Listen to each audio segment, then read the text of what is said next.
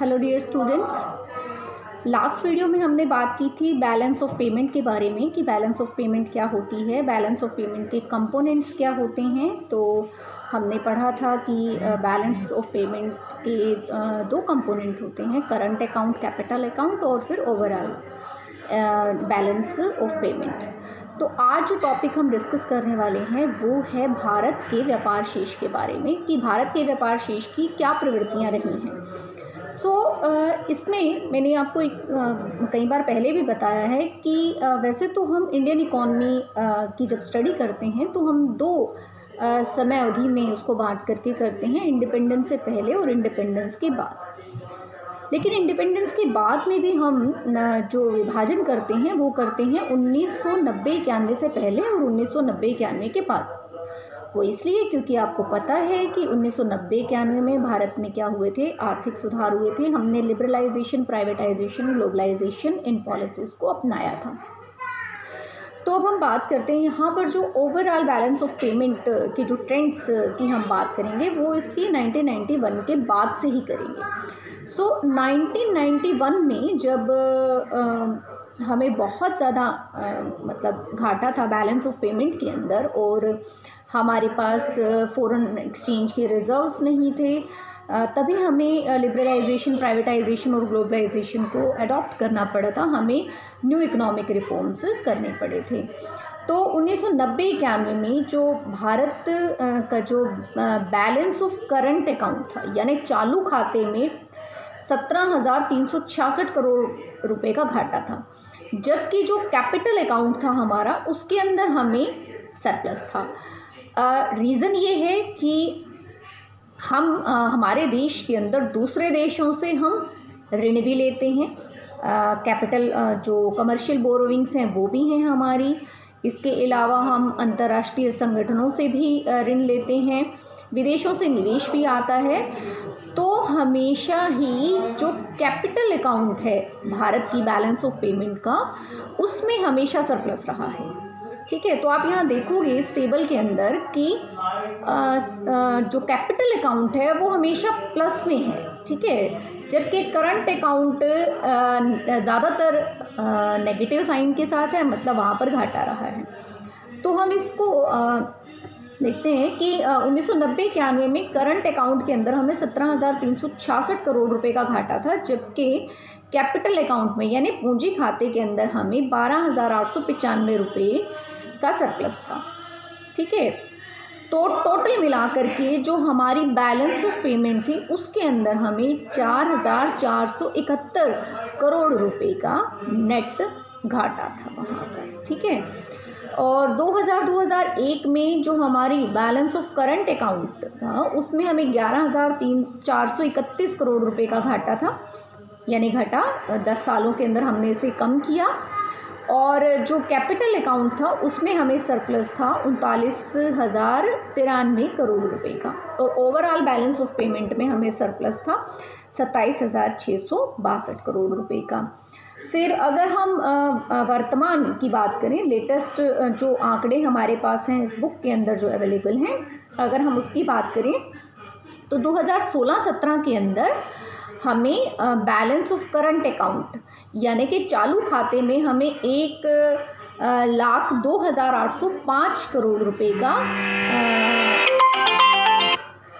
5 करोड़ रुपए का घाटा है, जबकि जो बैलेंस ऑफ कैपिटल अकाउंट है उसके अंदर हमें सरप्लस था 2,47,039 करोड़ रुपए का। तो ओवरऑल कुल मिलाकर के जो हमारी ओवरऑल बैलेंस ऑफ पेमेंट थी उसके अंदर हमें 1,44,234 करोड़ रुपए का सरप्लस था। ठीक है, तो ये तो थे हमारे overall position of balance of payment of India.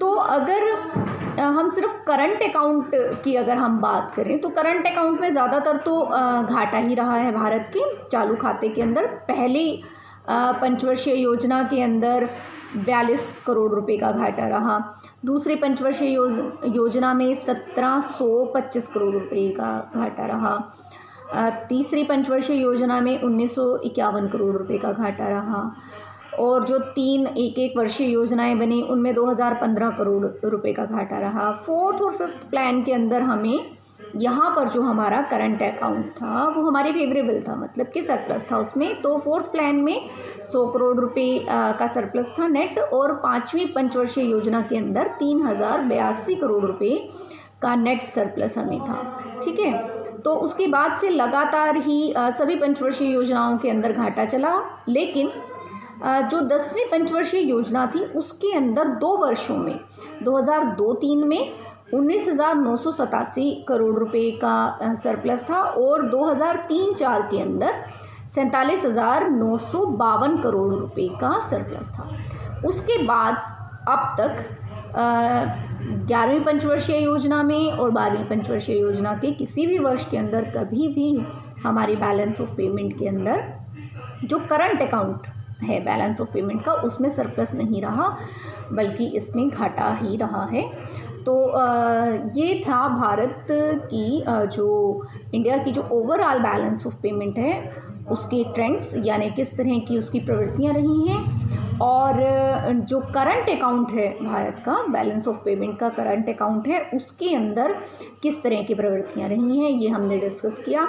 अब नेक्स्ट जो टॉपिक हम डिस्कस करेंगे वो है कि भारत को कब कब जो है बैलेंस ऑफ पेमेंट को लेकर के क्राइसिस झेलना पड़ा। तो ये जो क्राइसिस भारत के साथ हुए थे ये 1991 में हुए थे। इसके रीज़न जब हमने न्यू इकोनॉमिक रिफॉर्म्स को पढ़ा था तब भी हमने वहाँ पर इनको स्टडी किया था, इसके रीज़न्स को।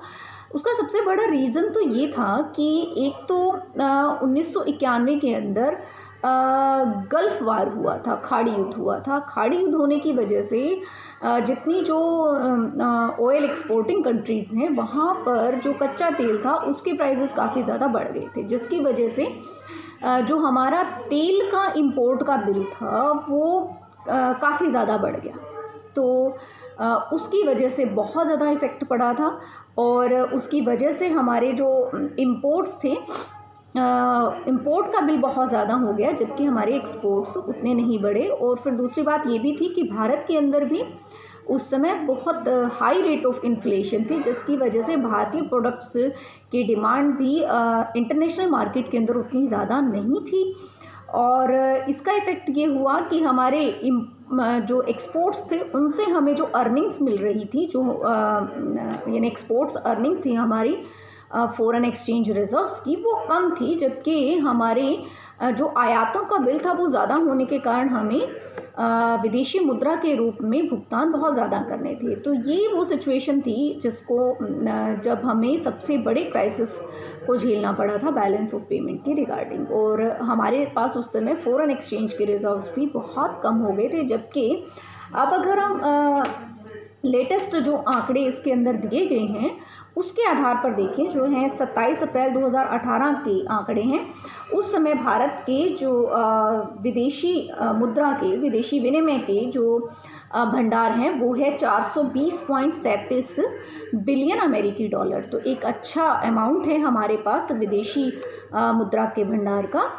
तो हम इससे निकल पाए हैं काफ़ी हद तक, और उसके लिए जो 1991 के जो इकोनॉमिक रिफॉर्म्स थे उसका एक बड़ा रोल रहा है।